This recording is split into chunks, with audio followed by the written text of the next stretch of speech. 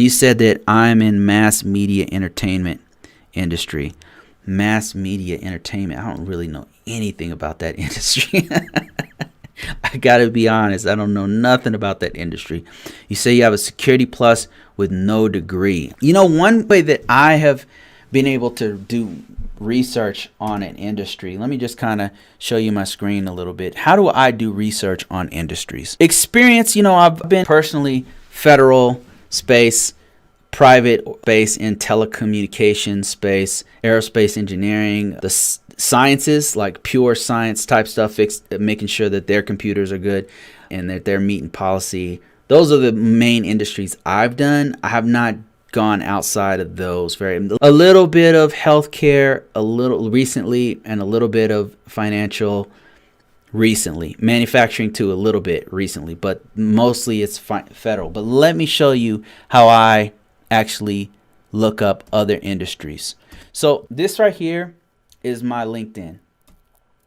So what you can do if you were following along with me is look at what is in demand for mass media entertainment, if I could spell, and look up what it is people are really looking for. Law, I'm sure law is really big in that industry because they're dealing with artists and stuff like that, right? Film industry, film production. I'm kind of looking for like what kinds of things they're looking for. I'm looking for the kinds of jobs that are out there that seem hot.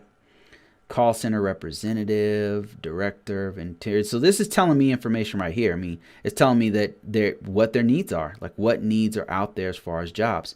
Now, what I normally do here, and you can do this on dice.com, you can do this on many different sites to see what's out there and look at the actual jobs and look at what the requirements are, what they're looking for.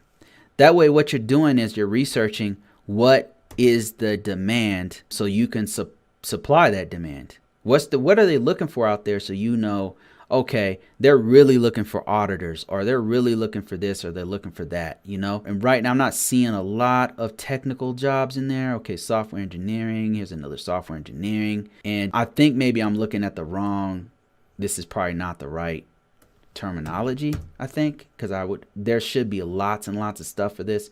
Mass media, let me see. Account manager. So I'm looking for the supply for technical people is what I'm doing here. Teacher, broadcast, digital marketing, digital media manager. Okay. Virtual opportunities. So not a whole lot of IT, but I'm sure there's some. Sports, marketing, a lot of marketing. Technical account manager. I don't even know what that is. Technical account manager. Is this somebody who hires people?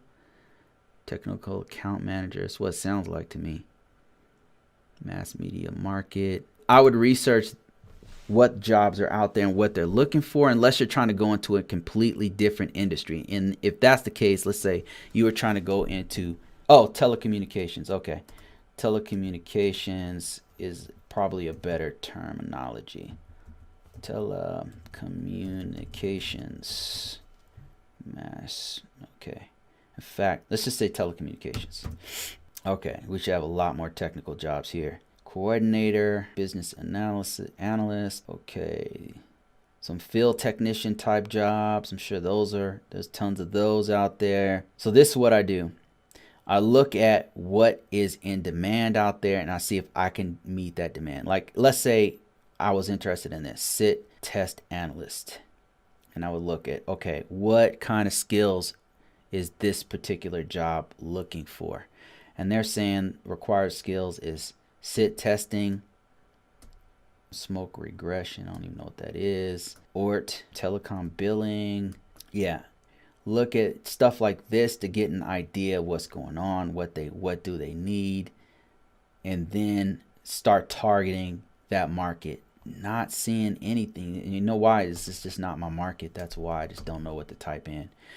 Mass media, telecommunications media, technical security analyst. Let's see what this is on dice.com. Dice is a really good resource, by the way. Dice is a leading career, blah, blah, blah. Oh, this is literally at Dice, working for Dice remotely. Wow, look at this. Stigs, benchmarks. Holy crap. What kind of job is this? For Dice? Oh, man. Wow.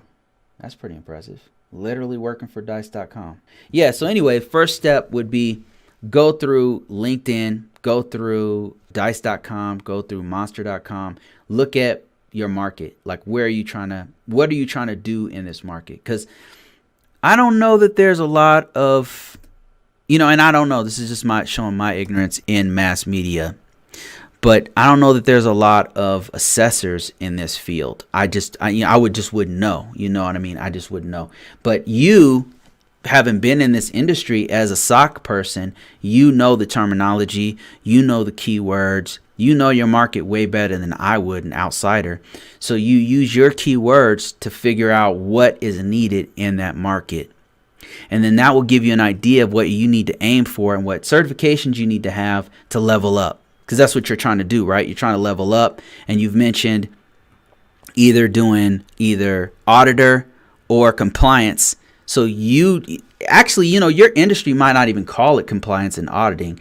I know some industries call it a completely different name. In federal space, a lot of times they call it assessors, security control assessors. They don't really call it auditors. It means the same thing. But in the financial sector, they call it auditing. Auditors, they use that word a lot because auditing, right? Auditing money. So that's the term that they know for security.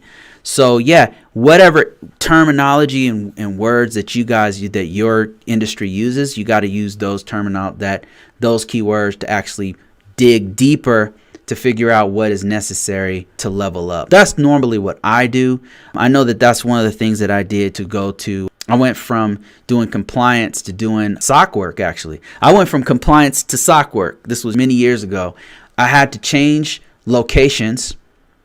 I had to take a job where I was no longer a SME. I was more like a junior level person learning. And I had to learn a whole bunch of new things. But I was willing to do it because I really wanted to do SOC work. And I ended up doing it for a couple years. And I liked it. I actually had a lot of fun. It was very technical. I really liked it for a while. And it was shift work, all that kind of stuff. And I still liked it. But then I went back to my roots of doing compliance and now doing assessing and auditing and stuff like that. So I hope that conversation was helpful. I'm about an hour in, guys, so I'm about to kill this one, and appreciate everybody who contacted me. I'm going to end this with a stream killer, which is looking through somebody's resume. The individual I'm looking at their resume is always thrilled, but nobody wants to watch it. But that's fine. We're going to go ahead and look at a resume real quick, and then I'll end it that way.